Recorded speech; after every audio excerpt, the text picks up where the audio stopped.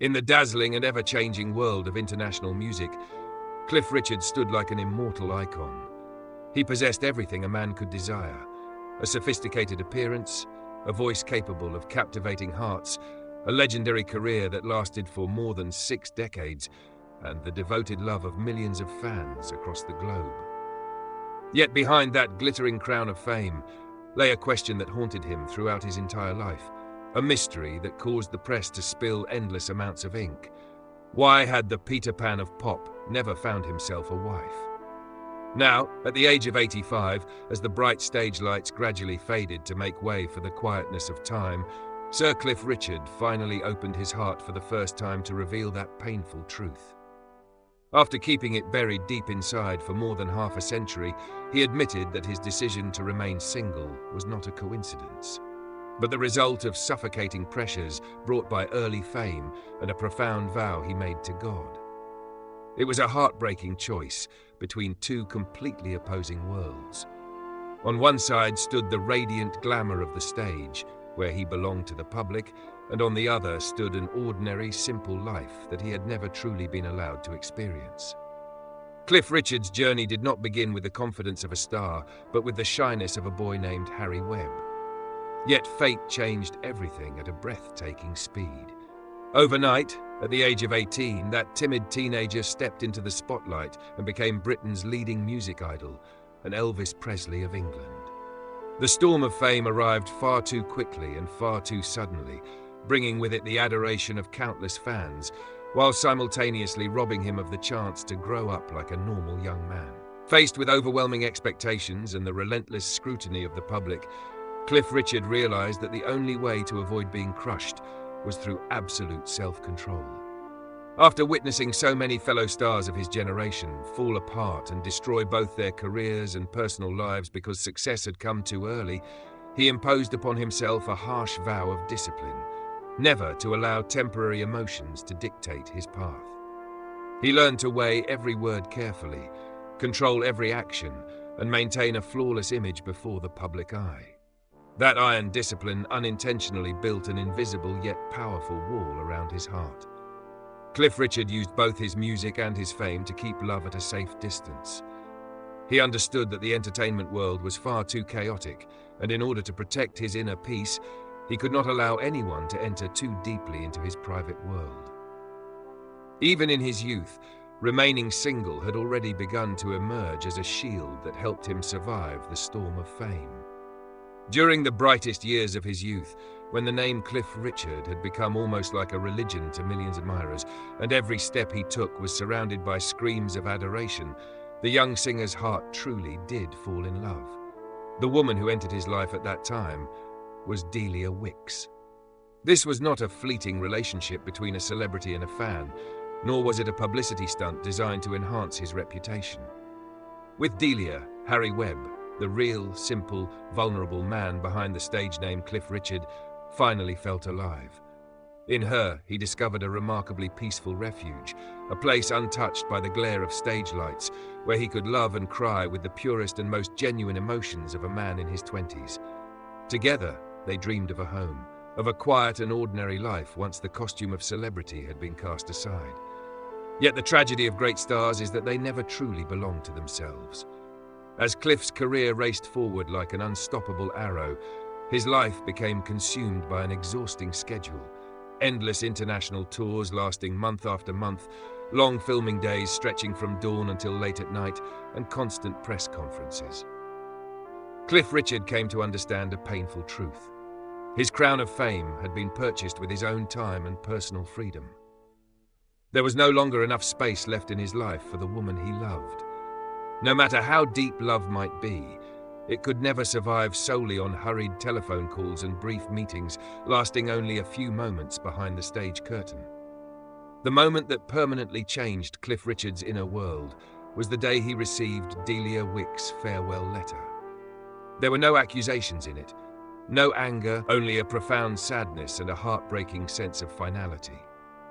Delia wrote that she was an ordinary woman who needed a husband who could stand beside her during lonely moments, a man who could build a family with her, rather than an icon to admire on posters. She realized that Cliff's heart had already been completely devoted to music, work, and the public. That letter was like a knife severing the final thread of hope within the young man's soul, leaving behind a wound so deep that not even the applause of thousands of fans could heal it. It became a painful lesson and a psychological shadow that followed him for the rest of his life. From that moment onward, Cliff Richard understood the brutal price of devotion. He realized that he loved the stage too deeply, and that entering another woman's life while being unable to offer her complete happiness would itself be an act of selfishness. He chose instead to stop, locking the door to a traditional romantic life in order to protect the women he cared about from the cold loneliness that his fame would inevitably bring upon them.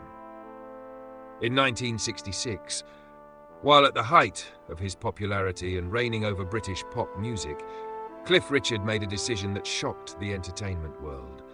He entered the church, was baptized, and publicly declared his devotion to Christianity. In a Hollywood and show business culture overflowing with temptation, excess, and endless nights of indulgence, this spiritual turning point became not only a lifeline preventing him from being swept away by the chaos of fame, but also something that fundamentally reshaped his understanding of love, especially marriage. For a man with faith as deep and sincere as Cliff's, marriage was never a game, an experiment, or merely a legal formality. He regarded marriage as a sacred sacrament, an eternal vow made before God himself. Precisely because he viewed marriage as something so sacred and exalted, Cliff Richard became increasingly fearful of the possibility of failure. Living and working within a relentless cycle, traveling constantly between time zones, sleeping in unfamiliar hotel rooms from London to New York to Tokyo, spending more time beneath stage lights than within the warmth of a family home. He fully understood that he could never give a wife the life she truly deserved. Cliff knew that a marriage in which a man could only be present halfway through rushed phone calls, while both his body and soul belonged to endless tours, would eventually begin to crack. He witnessed too many colleagues walk into weddings smiling, only to leave later in tears, bitterness, and destructive divorces that drained both their reputations and their spirits. He often asked himself, how could I stand before God and promise to care for someone forever when my life already belongs to millions of people out there? Out of that very real fear, Cliff Richard made a choice that was both wise and deeply painful. He transformed his singleness into an act of willing obedience.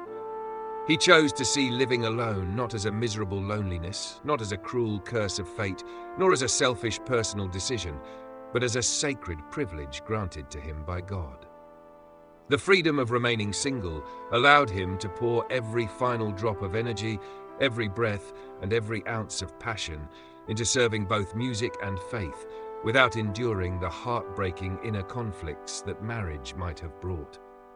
He would never have to torment himself over leaving a wife waiting endlessly at home, nor would he have to watch children grow up without the presence of their father.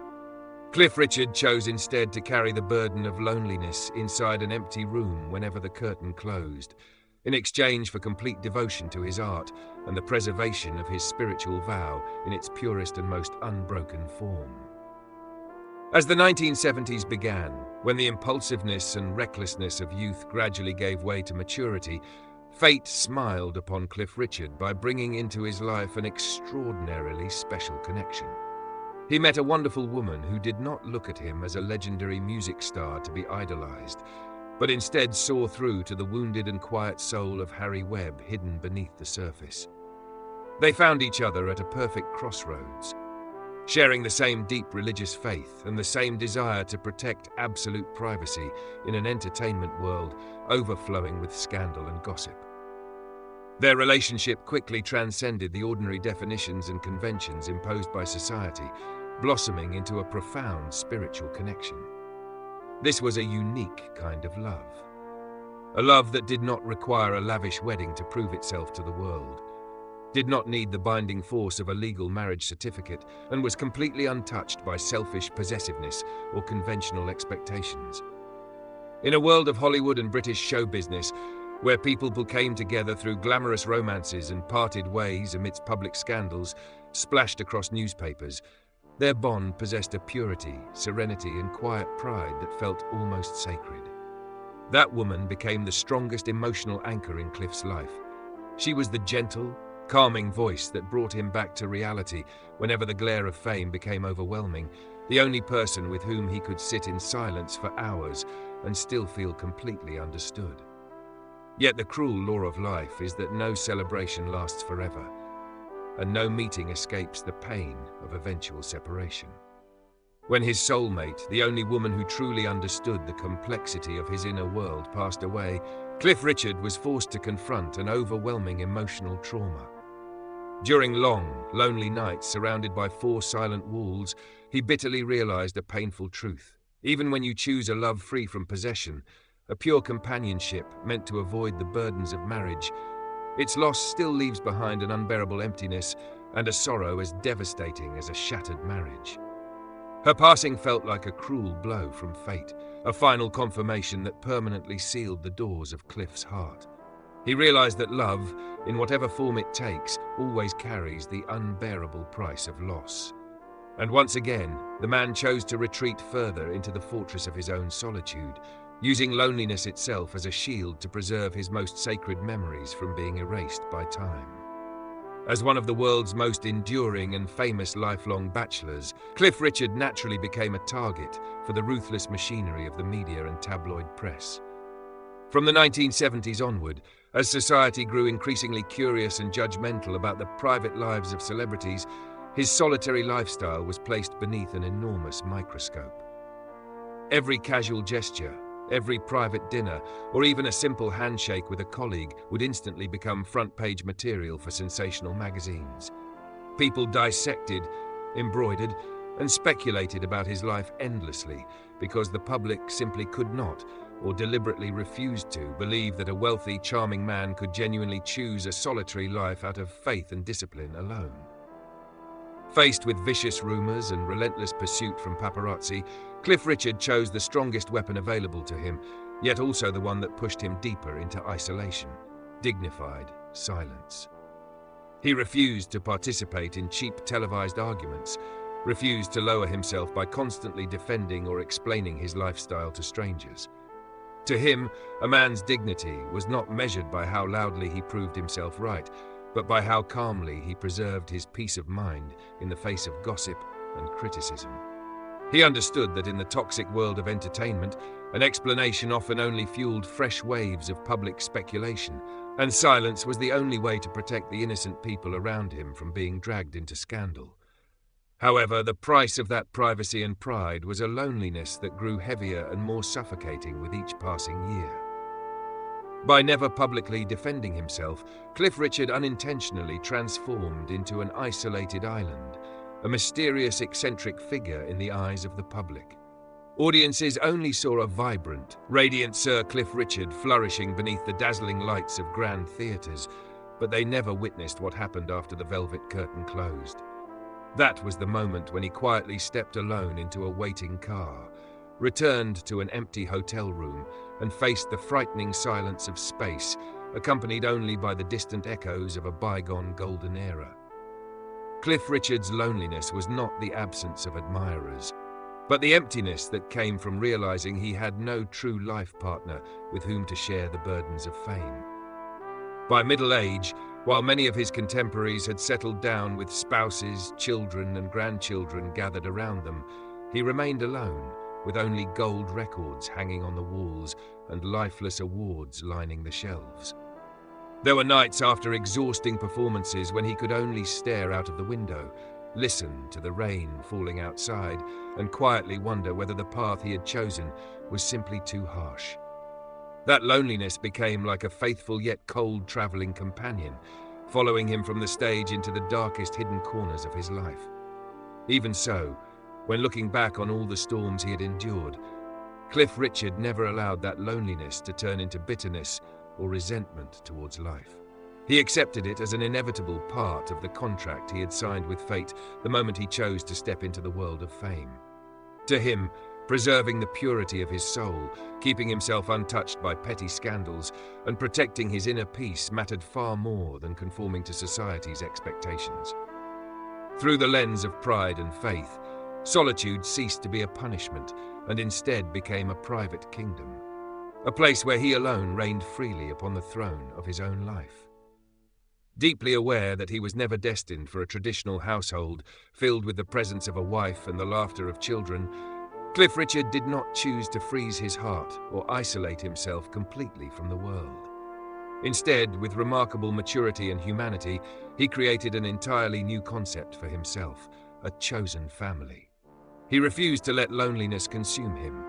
Instead, he intentionally surrounded himself with a small community of fiercely loyal and trustworthy friends.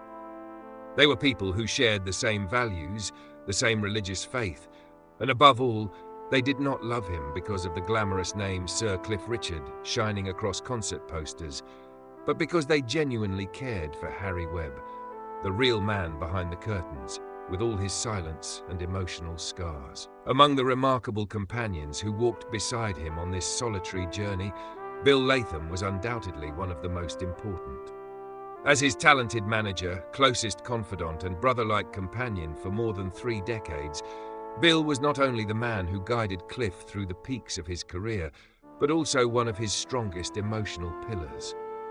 Bill stood beside Cliff through the harshest turns of fame, shielded him from poisonous storms of public criticism, and remained by his side during the loneliest moments of aging.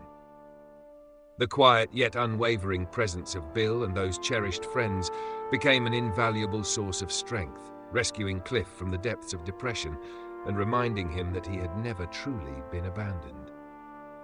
The relationship between Cliff and his chosen family was nurtured through an exceptionally rare kind of affection, one not built upon the binding vows of marriage, but strengthened through consistency, selflessness, and unconditional love. They shared everything together, from simple meals and private holidays far removed from the spotlight to quiet moments of prayer inside church walls. Around them, Cliff no longer needed to force himself to behave like an immortal superstar. He was allowed to feel vulnerable, allowed to feel exhausted, and allowed to simply be himself without fear of judgment or exploitation. It was this silent understanding that transformed those friends into true family, completely filling the emptiness that a traditional marriage might otherwise have left behind. This bond was also reflected in the way Cliff Richard maintained gratitude and appreciation for the people who walked beside him throughout his life. Rather than making loud public declarations to prove the strength of those relationships, he chose to nurture friendship through incredibly thoughtful and private gestures. They were handwritten letters carefully penned in blue ink for special occasions, gentle words of concern whenever his friends faced hardship, and a promise that he would always be present whenever they needed him. He viewed the loyalty of his friends as a priceless gift that God had granted him in place of the traditional family life he never had, and he protected that gift as the most sacred treasure of his entire existence. The creation of this chosen family became Cliff Richard's strongest response to society's narrow-minded assumptions about the single life. He proved to the world that love and human connection do not necessarily need to be defined by a wedding ceremony or a legal marriage certificate. With sincerity, trust, and shared faith, people can still create a true home for themselves, a place where the storms of fame and the loneliness of time can never reach. Now, at the age of 85, an age at which most of life already lies behind him, Sir Cliff Richard looks back upon his journey with a remarkable sense of peace and fulfillment. When facing the mirror of time, he firmly states that he has no regrets whatsoever. He accepts the solitary path he chose as the most rightful destiny for his life, a unique road that God had prepared specifically for him, and for that he remains deeply grateful. He openly admits that, of course, there are moments when a hollow loneliness still surrounds him after the applause of thousands of fans fades away and he steps into an empty home. Yet in exchange, he knows he has been spared the tragedies of betrayal, the exhausting pain of bitter divorces that drain both body and spirit, and the heartbreak of fractured families that so many of his contemporaries were forced to endure. He traded a measure of loneliness for complete peace of mind. Looking back on a legacy spanning nearly 7 decades, Sir Cliff Richard takes pride not only in his gold and platinum records, but in the fact that his songs have uplifted the spirits of countless generations of listeners, and that he preserved friendships more enduring and faithful than many marriage vows. At this final chapter of his life, Cliff Richard's story is not a sorrowful ballad about loneliness in old age. It is a profound lesson about choosing purpose over fleeting passion, and a proud testament that a person can discover true fulfillment and happiness when they dare to live honestly as themselves and remain faithful to their beliefs until their very last breath.